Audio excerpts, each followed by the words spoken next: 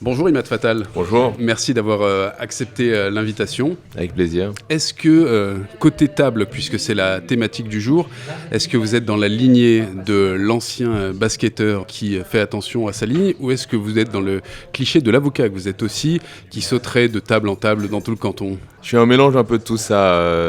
Je dois vous dire que j'ai profité des plaisirs de la table pendant très très belles années où je me suis absolument autorisé tout ce que je souhaitais en faisant un peu de sport à côté pour réguler en réalité et me permettre de profiter des plaisirs de la table qui me sont chers. Et vous m'attrapez à une période de ma vie où je suis extrêmement discipliné. Depuis maintenant la fin du mois d'août, je fais extrêmement attention à ce que je mange. Pourquoi ? Par défi personnel, à l'approche de la quarantaine, j'imagine que on se cherche de nouveaux challenges, c'était le cas pour moi. J'ai été poussé par un coach sportif qui m'a beaucoup inspiré, qui m'entraîne encore aujourd'hui 4 à 5 fois par semaine et qui m'a dit que les résultats ne seraient pas visibles tant qu'il n'y a pas une diète appropriée à côté. Pour la première fois de ma vie, je me suis pris au jeu d'un régime. Donc je mange beaucoup la même chose tous les jours, mais les résultats sont là parce que j'ai perdu 12 kilos en 3 mois et beaucoup de masse graisseuse en réalité, tout en conservant de la masse musculaire. Donc je suis assez fier de moi en espérant qu'il n'y ait pas un effet de rebond trop important une fois que j'aurai recommencé à manger un peu plus normalement. Ça veut dire que vous astreignez à une discipline de fer ? Oui, toutes les calories sont comptées, tous les repas sont visualisés à l'avance, sont prévus. J'ai une cantine à côté de mon étude, un restaurant où j'ai ma table au quotidien. Et ça fait maintenant 3 mois que les gens qui mangent avec moi, et c'est le cas tous les jours, donc j'ai toujours des invités, viennent au même endroit et j'ai une table avec une restauratrice bienveillante qui me prépare chaque jour la même chose. Alors j'ai pas poussé l'analyse à vérifier la statistique de votre masse graisseuse depuis 3 mois, mais j'avais l'impression que vous étiez déjà assez filiforme, presque encore athlète, mais non. Je vous montrerai des photos très volontiers, mais j'ai vraiment fait une transformation assez importante. J'étais effectivement à 87 kilos pour 1m86. Ça paraît pas choquant, bien entendu. Quand j'étais habillé, personne ne pouvait dire que j'étais en surpoids, bien entendu. Mais disons qu'aujourd'hui, je pense que je suis plus proche de l'athlète et ça me fait vraiment plaisir. Je suis un homme de défi, je l'ai toujours été, que ce soit dans ma carrière sportive, professionnelle. J'ai été aussi un petit peu chambré par certains de mes copains qui sont beaucoup plus sportifs que moi, qui m'ont dit que j'aimais tellement les plaisirs de la table et la chair que je ne serais incapable de m'astreindre à une telle discipline. Quand ils me voient, ils se rendent compte qu'ils ont chambré la mauvaise personne. Oui, on leur passe le bonjour au passage. Oui, tout à fait. J'espère qu'ils nous écouteront également. Ça veut dire vous profitiez des plaisirs de la table, c'était gargantuesque ou... Vous savez, déjà, j'ai été éduqué à finir mon assiette. Donc, je suis quelqu'un qui finit son assiette et qui donc ne laisse rien parce qu'on ne doit pas gaspiller les choses. Et ça, j'ai grandi comme ça. Et puis j'ai grandi avec une mère orientale très aimante qui pensait que l'amour passait également par le ventre de ses enfants et qui donc nous préparait des portions très importantes.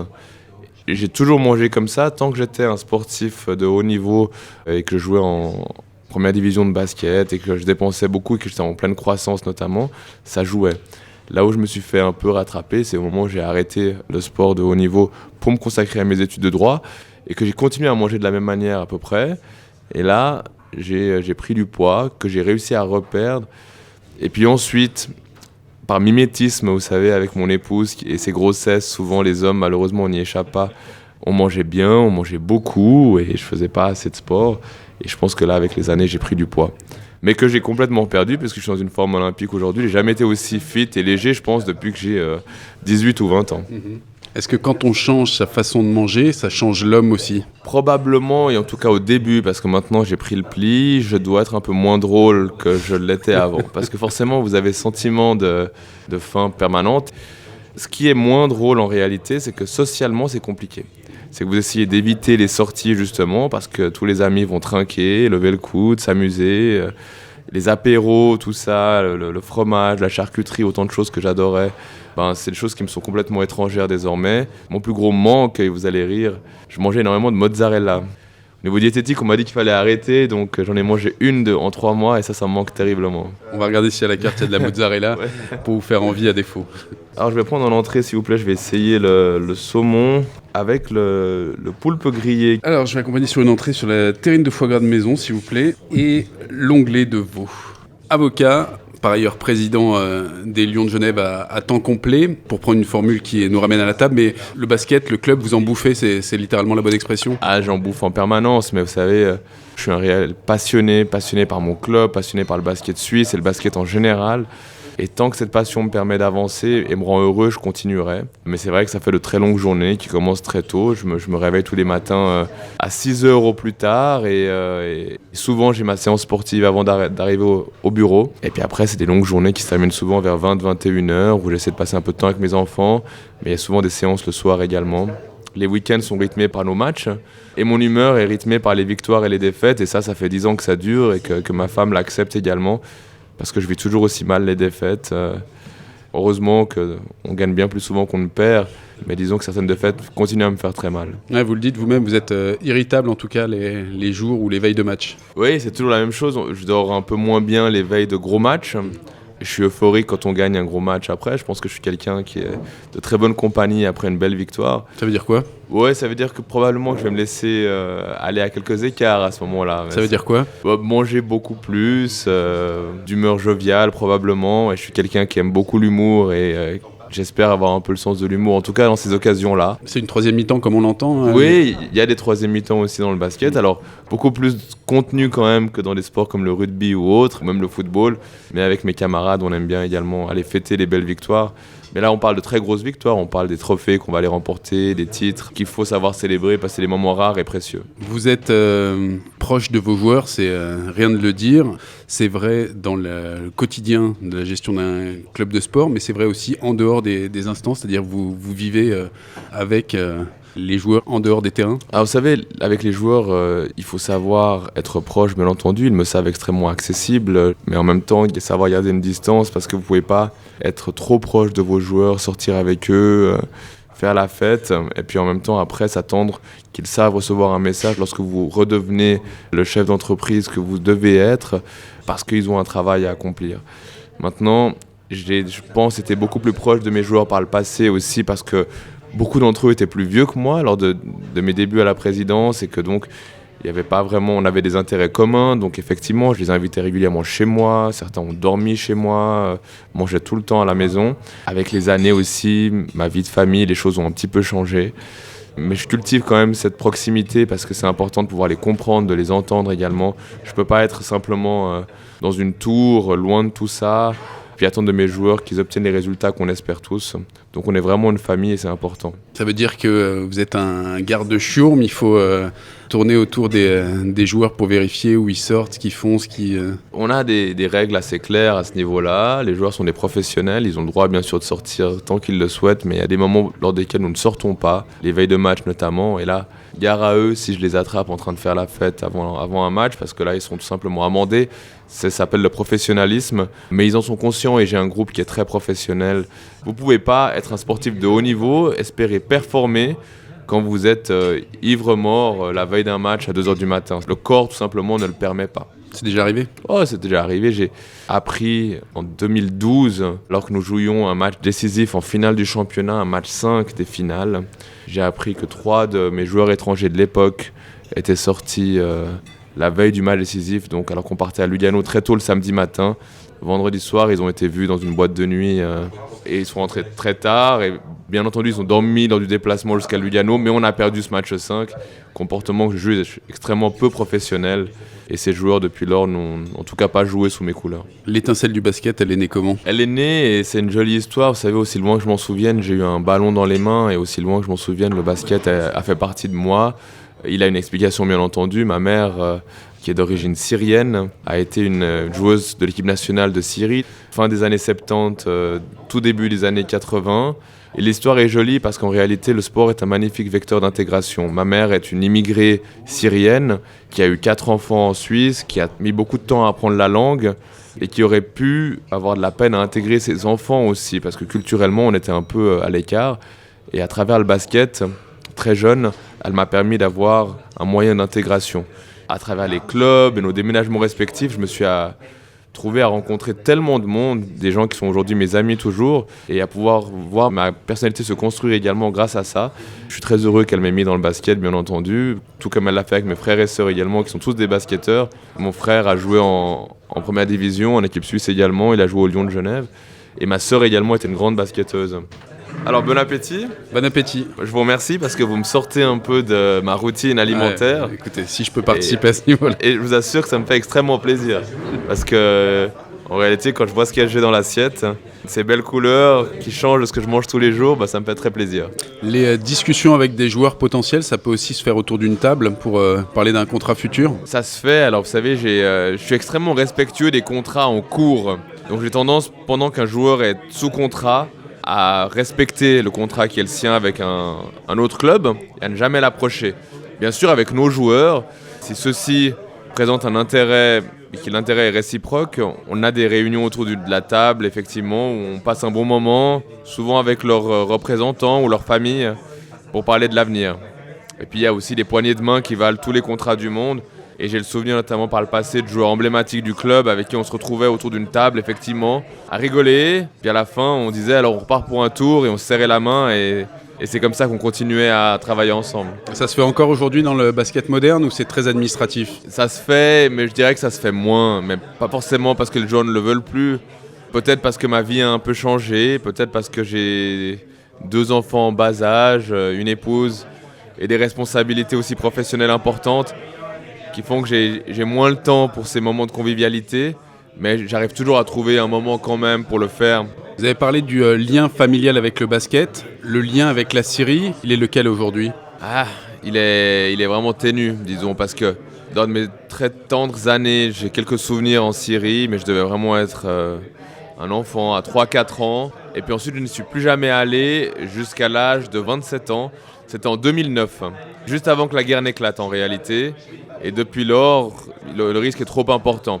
Pour moi, le risque avant, c'était qu'on me garde pour des obligations militaires notamment, même si je sais que ce risque n'existe pas parce que j'ai fait mon service militaire en Suisse et normalement, je ne dois pas le faire en Syrie. Mais disons que ça a toujours été une crainte que j'ai eue quand même pendant mes études.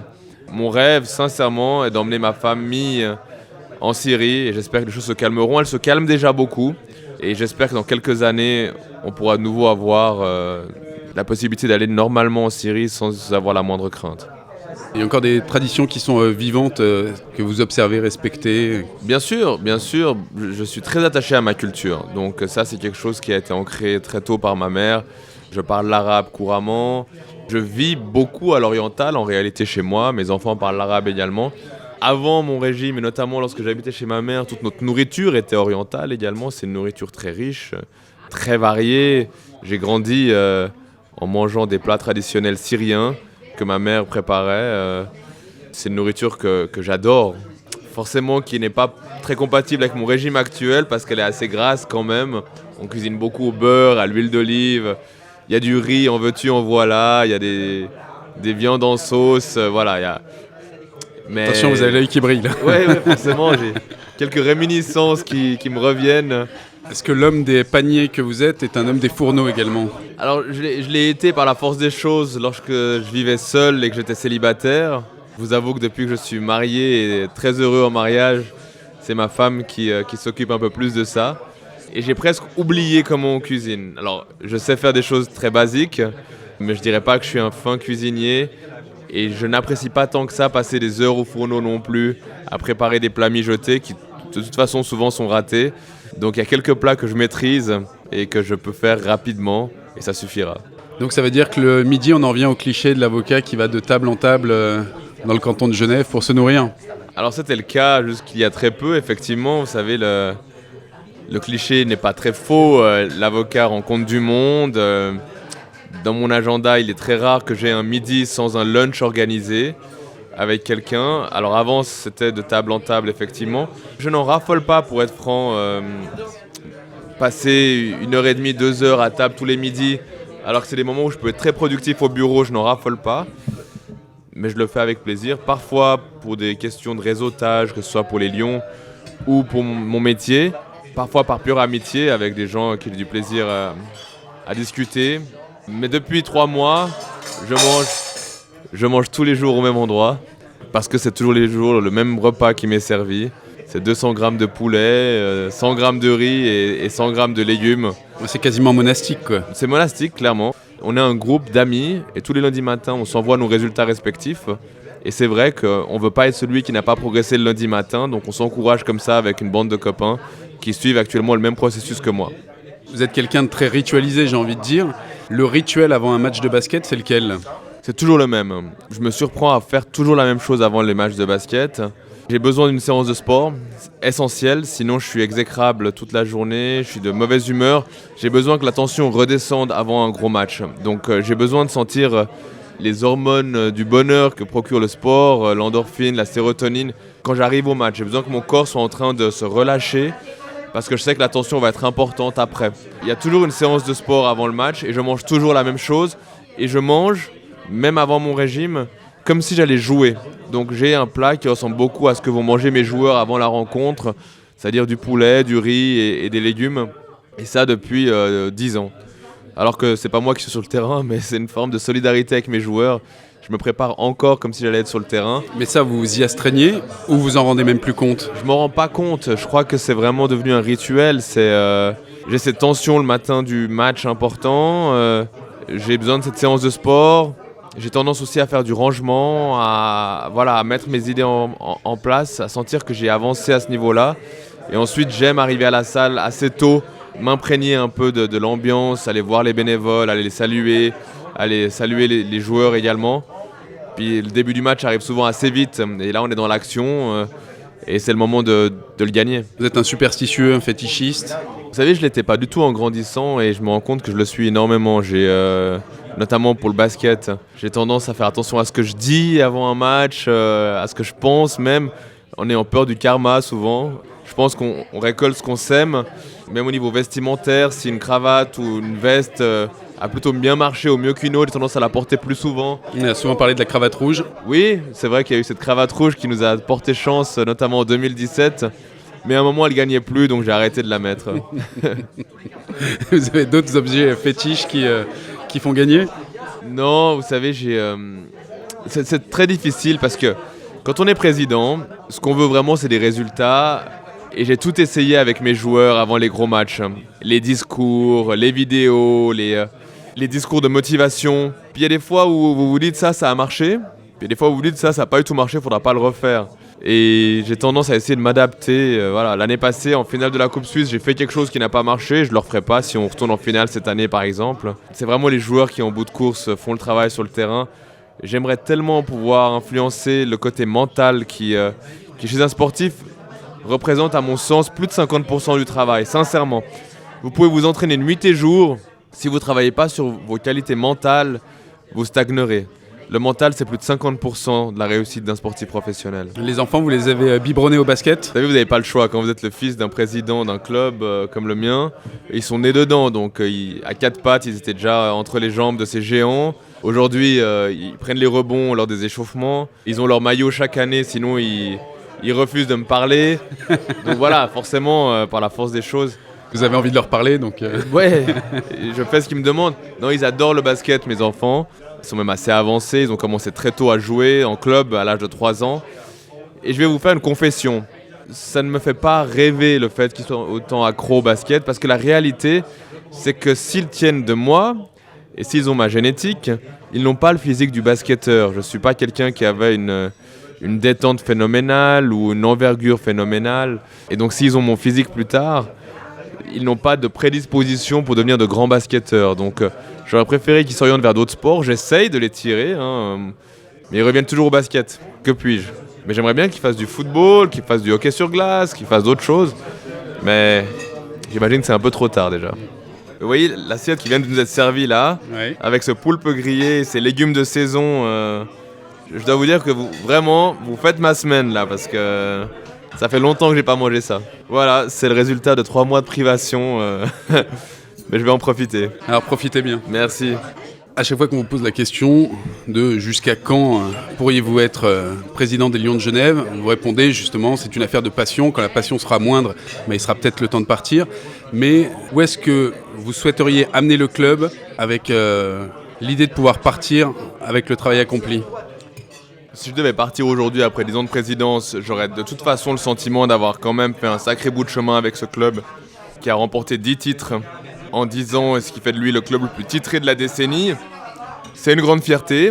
Maintenant, ma plus grande crainte, pour être franc avec vous, c'est que ce club disparaisse ou change au point que je ne puisse plus le reconnaître très rapidement après mon départ. Et ça, j'ai ce souci de la pérennité du club. J'aimerais qu'il me survive et j'aimerais en être fier, même de manière lointaine, mais que les Lions de Genève continuent à vivre et à exister, puis que cette marque perdure. On pourrait vous répondre, nul n'est indispensable et le club peut très bien perdurer sans vous. Et j'en suis certain. Et ce que j'aimerais, c'est avoir la garantie un jour, si ce n'est plus moi, qu'en tout cas la personne qui me succédera aura également cette volonté de perpétuer le travail accompli, notamment que le nom ne change pas, que les valeurs auxquelles nous sommes attachés restent les mêmes. Si maintenant vous me permettez 5 minutes de rêve, ma plus grosse frustration aujourd'hui, c'est que nous n'ayons pas un outil de travail qui nous appartienne, donc une salle dédiée au basketball à Genève, et c'est quand même une limite importante par rapport à certains de nos concurrents qui bénéficient de leur salle à toute heure du jour et de la nuit. Les titres se jouent à des détails, et nous, c'est quand même quelque chose que nous n'avons pas. Ça veut dire que, eu égard au palmarès des Lions de Genève, vous considérez que vous êtes un peu traité comme le parent pauvre ? J'estime qu'on parle beaucoup de construire une patinoire. On était prêt à construire, et on le sera peut-être encore, des stades de football pour la formation au Grand Saconnet, auprès du Stan, alors que nous sommes quand même la fierté de la commune du Grand Saconnet. J'aurais souhaité qu'on puisse intégrer le fait que les Lions de Genève méritent également d'avoir une salle dans laquelle on pourra s'épanouir et grandir également. Parce qu'aujourd'hui, les conditions pour une compétition européenne ne sont pas complètement réunies, en raison du manque d'infrastructures quand même. Donc voilà, si vous me demandez quel est mon rêve, c'est ça, c'est qu'on puisse avoir une salle, jouer des Coupes d'Europe de manière régulière et être staffé pour pouvoir encaisser le choc que représente le surplus de travail occasionné par ces Coupes d'Europe et autres. Aujourd'hui, le club tourne grâce à une équipe de passionnés qui sont amoureux de ce club. C'est notre club, à mon comité et moi, et on met vraiment de l'huile de coude tous les jours pour le faire vivre. Et on verra, vous savez, aujourd'hui j'ai aucune envie d'arrêter, je suis extrêmement motivé, j'adore ce qui se passe. Mais le jour, sincèrement, où je n'en aurai plus l'envie et la passion, je passerai le flambeau, parce qu'il y a une chose que je ne souhaiterais pas, c'est de faire les années de trop, vous savez, les années où le club périclite. Au contraire, j'aimerais le laisser en excellente forme, tout simplement pour que je parte un peu comme un seigneur et comme un prince, en disant, je partirais peut-être même sur un résultat exceptionnel. Je vois déjà le titre dans une de la tribune, il part comme un seigneur. Mais c'est vrai que dans mes rêves les plus fous, dans quelques années peut-être, partir sur un triplé, avec le sentiment du devoir accompli, en ayant préparé ma succession, et en étant sûr que ça continuera après moi. Mais oui, c'est beau. Je pense que c'est comme ça que les gens doivent partir. On va pas pousser le vice jusqu'à prendre un dessert. Hein. Non, moi j'ai un rendez-vous à 14h, ça se ferait pas que je sois en retard. J'entends bien. Un café ? Rien, j'ai mangé plus qu'à l'accoutumée, alors que pourtant c'était pas de grosses portions, mais c'est vrai que je suis plein, donc... Et café, non ? Jamais. C'est même pas le secret de votre vitalité. J'en ai jamais eu besoin, et je ne bois donc pas de café. Donc le secret, c'est le basket en intraveineuse. Le basket en intraveineuse, un équilibre familial, un bonheur d'être au bureau et beaucoup de sport. Je suis très malheureux quand pendant plusieurs jours de suite je ne fais pas de sport. Cet après-midi, en fin d'après-midi, j'ai ma séance sportive et ça va être mon moment préféré probablement de la journée. Bon, on pensera à moi au moment où il faudra faire un peu de sport en vous rappelant ce repas qui vous a mis un peu dedans. Mais... J'ai eu beaucoup de plaisir et je vous remercie Benoît de m'avoir invité et puis pour ce succulent repas aujourd'hui.